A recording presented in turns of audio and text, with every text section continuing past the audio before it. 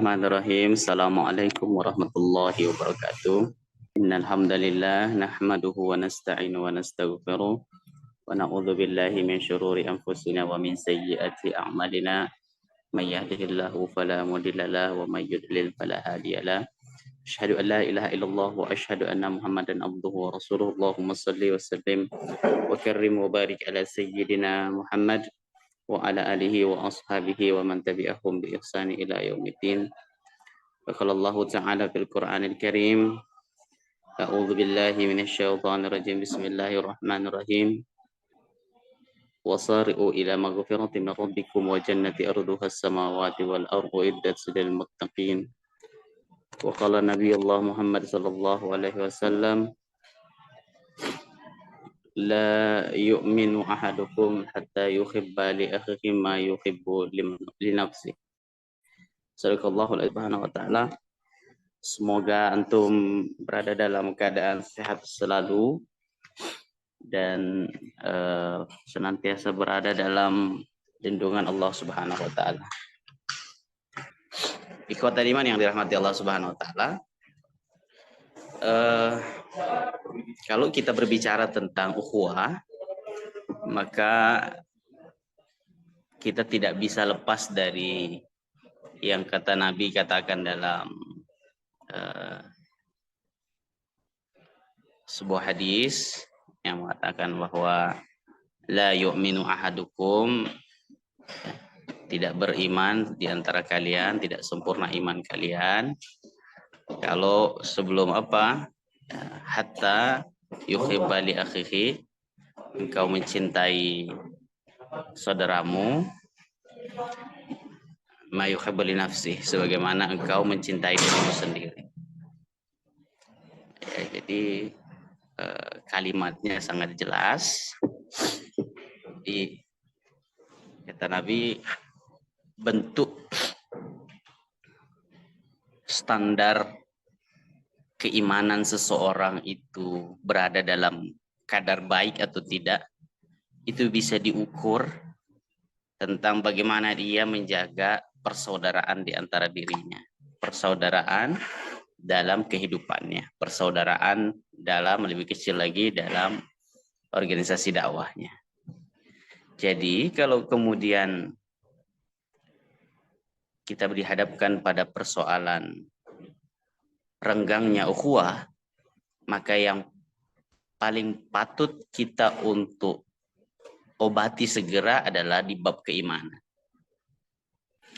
Jadi ketika kita merasa bahwa ukhuwah yang sudah kita rasakan, kita rajut bersama ini sudah mulai terjadi sesuatu yang hambar, maka yang paling pertama yang harus kita perbaiki adalah bab keimanan kita.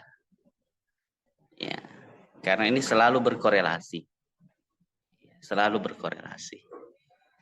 Ya, renggangnya sebuah persahabatan, ukhuwah di antara kita itu berkorelasi sekali dengan kadar keimanan kita hari itu. Jadi kalau kita berada pada sebuah titik atau sebuah masa, kita rasa-rasanya terlalu sering berkonflik dengan saudara kita, terlalu sering mudah tersinggung dan lain sebagainya, maka yang pertama kali yang harus kita cek adalah di keimanan kita. Ya, karena kata Nabi, la yu'minu ahadukum, tidak beriman di antara kalian. Atau kalau ulama memberikan definisi sederhananya itu apa, agak sedikit lebih soft lagi, tidak sempurna iman kalian. Ya, kalau latih literleknya ya, izin Pak, arti literleknya ya tidak beriman gitu. Kalau ulama menjelaskan tidak sempurna imannya gitu. Bu Taman izin ini Mbak, mau tausiah sebentar. Ya, numpang di kantor orang nih, karena antum belum sempat selesai acara kerjaannya. Baik, jadi itu ikhwah. Jadi poin pertama yang harus kita garis bawahi bahwa al-ukhuwah ini menjadi salah satu kekuatan terbesar yang dimiliki oleh Islam. Makanya Al-Imam An-Nawawi memasukkannya, hadis yang tadi barusan kita baca tadi, dalam 42 hadis yang terkemuka. Ya, anak aktivis dakwah harus hafal ini 42 hadis ini. Kalau tidak salah dia hadis ke berapa ya? 16 kayak tentang bab ukhuwah ini. Kenapa? Karena ini salah satu bentuk kekuatan keislaman. Bagaimana? Apa buktinya? Kita buka dalam lembaran-lembaran sejarah. Betapa ketika Nabi tidak diterima dakwahnya di Mekah, yang dia lakukan adalah hijrah kan, sebagaimana yang kita ketahui. Ntar lagi kita peringati 1 Muharram kan. Tetapi kita lihat awal kebangkitan Islam itu ada rahasia di dalamnya, yakni mempersaudarakan antara Muhajirin dan Ansor. Ya, itu rahasia yang tidak boleh kita nafikan, bahwa awal mula kebangkitannya umat Islam di era Nabi itu adalah ketika persaudaraan di antara mereka semakin kokoh, melewati jadi rasa cintanya dengan saudara seimannya itu melebihi rasa cintanya dengan dunia yang ada dalam genggamannya. Ya, kalau kita lihat ada hartanya, ya kan, sesuatu yang dia punya rela dia mau bagi dengan koridor-koridor syar'i tentunya. Ya, kalau dia punya kebun 2 tempat, dia rela untuk membagi ke saudaranya. Artinya dunia yang selama ini yang sewajarnya manusia itu mencintai dunia, tetapi bagi kaum Ansor begitu, muslim di awal umat Islam ini mulai berjaya, bagi mereka itu tidak lebih mereka cintai daripada saudara semuslimnya. Jadi kalau ada yang bertanya, Kak, bagaimana kita supaya menguatkan ukhuwah di antara sesama aktivis dakwah lagi, supaya kita bisa berjaya lagi, ya itu kembali lagi harus perkuat ukhuwah di antara kita. Jangan nanti panggilan akhi, ukhti itu tidak sekedar panggilan kosong. Itu maknanya kan saudaraku, saudariku. Ya, artinya masalah yang dihadapi oleh saudaranya itu menjadi sesuatu hal yang harus mereka turut selesaikan. Jadi bukan masalahmu, terus nikmatmu bagi-bagi, kan gitu. Jadi giliran orang beasiswanya cair, wah baru ditempeli misalkan. Ya, tapi ketika kemudian kirimannya tidak datang, kita pura-pura tidak tahu. Ini contoh sederhana. Ya, jadi seperti itu, akhi. Bahkan kalau kita lihat bahwa awal mula kebangkitan umat Islam itu karena memperkuat ukhuwah tadi. Memperkuat ukhuwah tadi. Bahkan kata Nabi sampai levelnya itu hatta yuhibba li akhihi ma yuhibbu li nafsi. Segala sesuatu yang engkau sukai, engkau berkenan juga untuk memberikan kepada saudaramu. Ini. Jadi kalau kita suka membaca Quran 1 juz 1 hari, berarti kita juga ingin agar semua orang di kampus kita itu juga membaca seperti yang kita baca.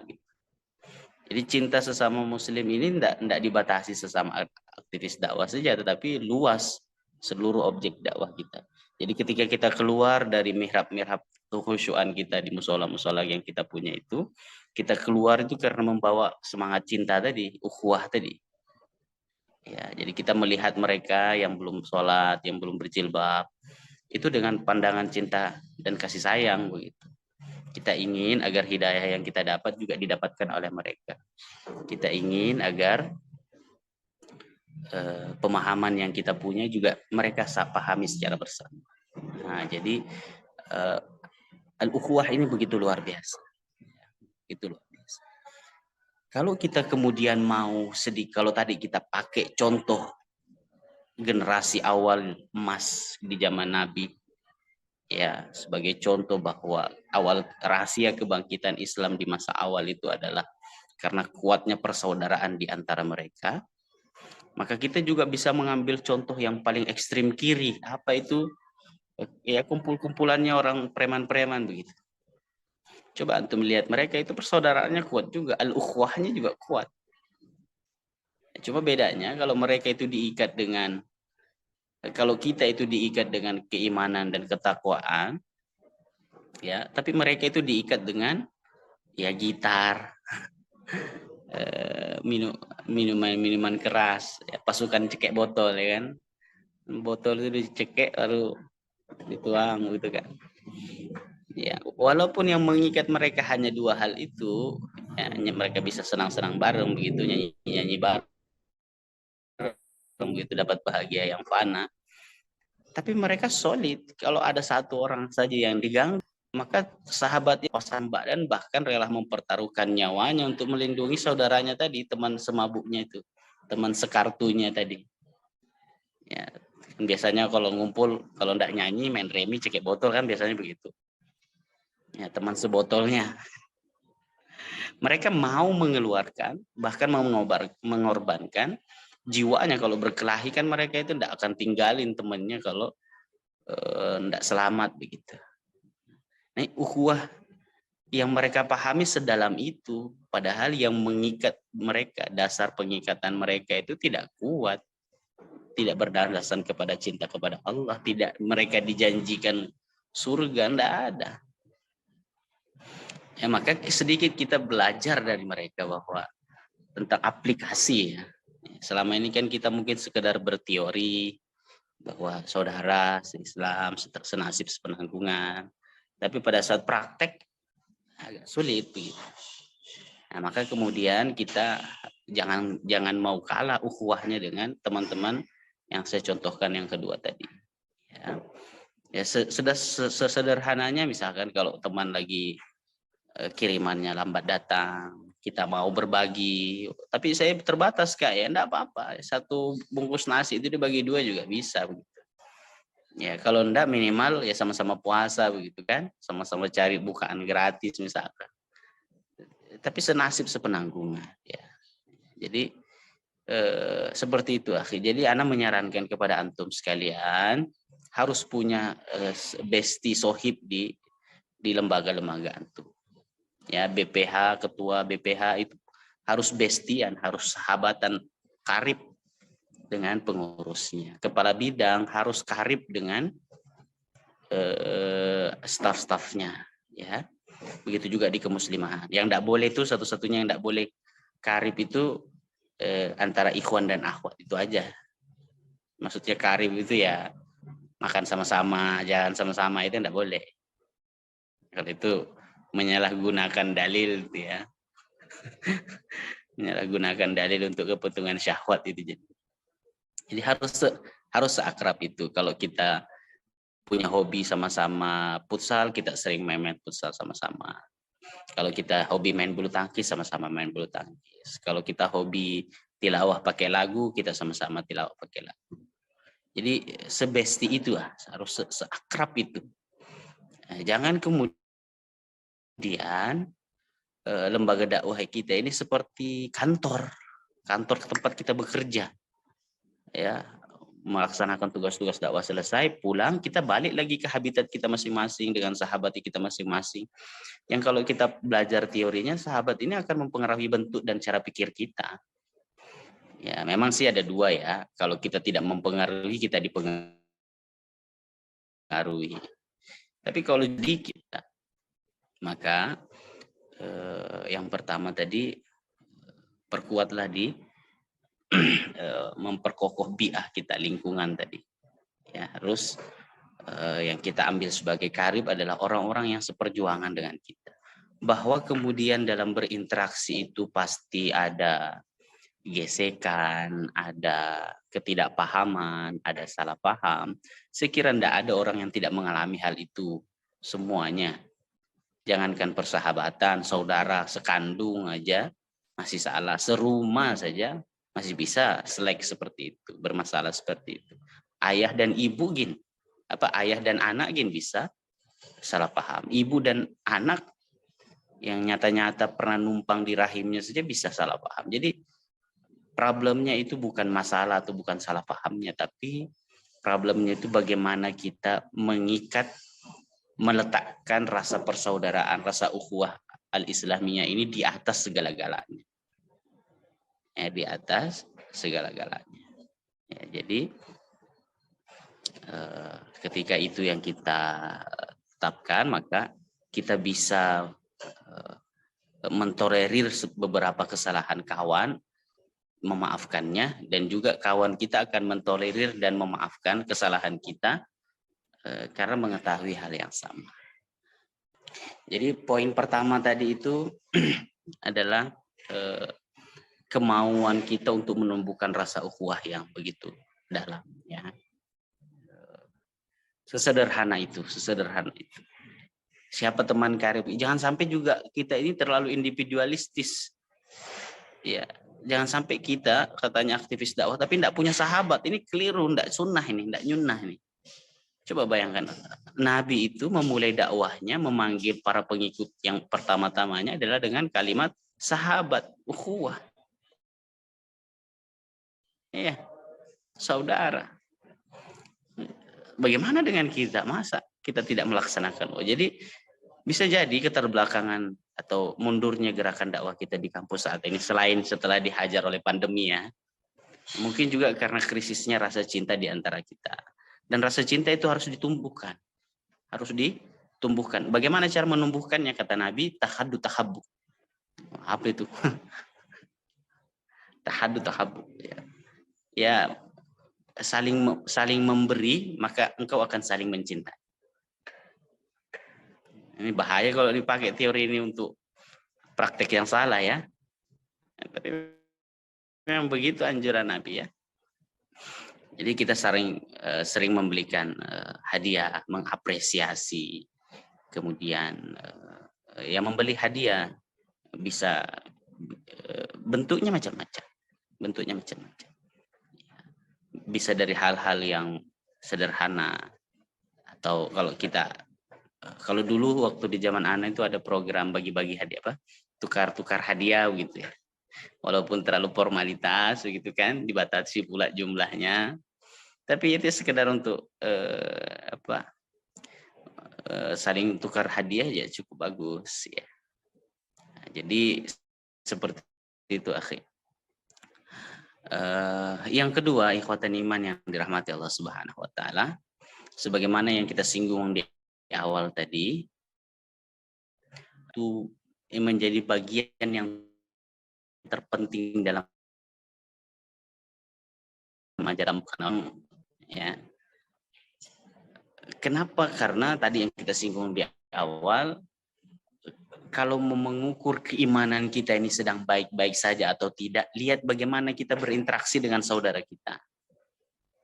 Ya, jadi tidak diukur dengan banyaknya membaca Quran kita. Ya, itu salah satu implikasi. Kalau imannya orang tinggi, ibadahnya kencang.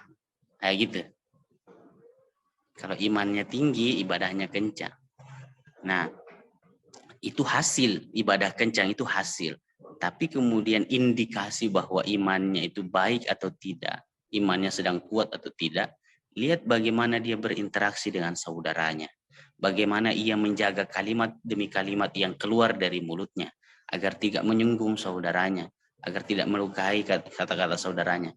Bagaimana ia kemudian menjaga segala tindak tanduknya, agar saudaranya tidak tersinggung dan lain sebagainya. Bagaimana dia menjaga perasaan saudaranya yang mungkin saja bisa terganggu dengan perilakunya, ya, sampai sedetail itu.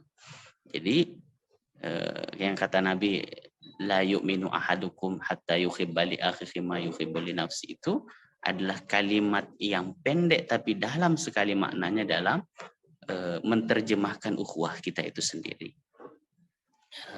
Kita harus akui lembaga dakwah kita ini mengalami sebuah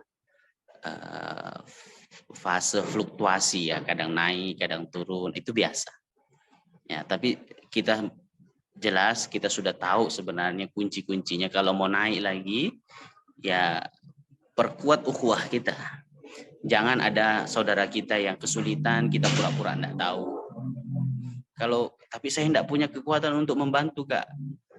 Kadang-kadang ya memang kita nggak punya kekuatan untuk membantu, tapi kita punya jaringan untuk bisa membantu. Nah, kira-kira begitu. Jadi pertama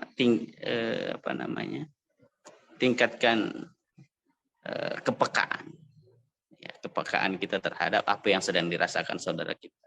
Dan saudara kita itu rata-rata yaitu punya izah yang kuat, dia tidak mau cerita kalau dia lagi ada masalah. Nah, ini butuh kepekaan, teman-teman. Ya, butuh kepekaan. Saya pernah ada sebuah cerita, salah satu aktivis dakwah 1 tahun di bawah anak. Dulu dia ini diajak ke LDK tidak pernah mau. Dia aktifnya di lembaga kampus yang lain, di himpunan begitu. Di LDK dia tidak pernah mau. Dia menganggap bahwa anak-anak LDK ini apa ya, kayak ya bukan circle-nya lah begitu. Suatu ketika Allah tegur dia dengan sebuah penyakit. Dia kena malaria kalau tidak salah. Ya, malaria.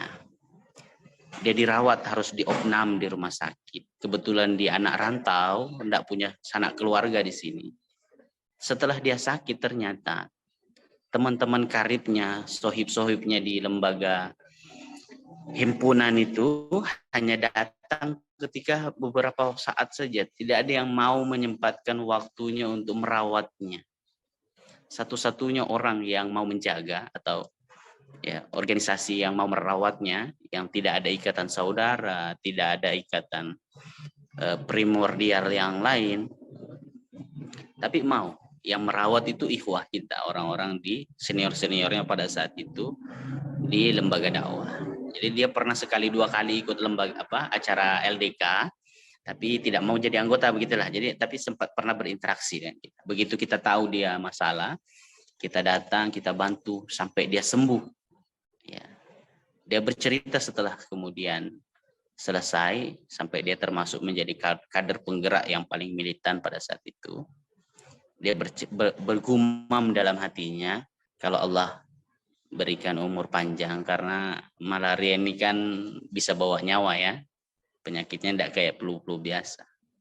Dia menangis, selama ini orang yang dianggap remeh, organisasi yang dianggap remeh, organisasi yang dianggap bukan circle-nya, tapi justru kemudian punya perhatian yang teramat sangat dalam terhadap dirinya. Ya. Padahal kerjanya ikhwah itu enggak ngapa-ngapain, akhi. Enggak bayarin rumah sakitnya, enggak. Nemenin dia doang. Jadi satu kalau pas kuliah yang jaga gantian sama yang lain, gantian sama yang lain. Akhirnya apa? Sampai dia berjanji dalam hatinya, setelah ini saya akan berhenti di lembaga yang kemarin, lalu saya akan fokus membesarkan organisasi ini. Organisasi dakwah ini. Itu cerita yang sangat. Dan itu terjadi di FKIP ya. Saya nggak perlu perjelas itu di FKIP mana, terjadi di FKIP. Dan itu kisah nyata, bukan cerita yang ada di Jogja sana kita adopsi, bukan. Itu terjadi di tempat kita yang melaksanakan senior-senior kita. Ya, di kampus Unmul begitu. Ya, jadi hal yang seperti ini harus kita laksanakan, dan yang tidak boleh terlintas dalam pikiran kita itu kita yang ingin diservis seperti itu. Itu salah. Kalau kita sakit tiba-tiba ikhwah pun kebetulan lupa, lalu kita insecure. Oh, kok aku nggak diperlakukan seperti yang diceritakan ke alam ya, misalkan gitu ya. Bukan, kita memposisikan, menceritakan hal ini justru supaya kita menjadi orang yang melayani. Ya, orang yang melayani. Karena apa? Karena kita ini adalah pemilik gerakan dakwah ini. Kita ini bukan orang yang minta diservis di sini, bukan. Tapi kita yang akan memberikan pelayanan itu. Ya, biarlah semua pelayanan, pengorbanan yang kita berikan tadi, itu Allah saja yang membalasnya. Lalu di sisi lain, kalau suatu waktu kita yang menerima masalah itu, lalu ikhwah kebetulan lupa, saudara kita kemudian lupa atau tidak tahu, kita tidak perlu menyalahkan mereka atau menuduh mereka menuduh mereka bahwa dia tidak peduli sama kita, tidak perlu. Ya. Kenapa kita jadikan ini sebagai bentuk pemakluman? Jadi kalau ke orang lain kita proaktif, kalau orang lain ke kita memaklumi, begitulah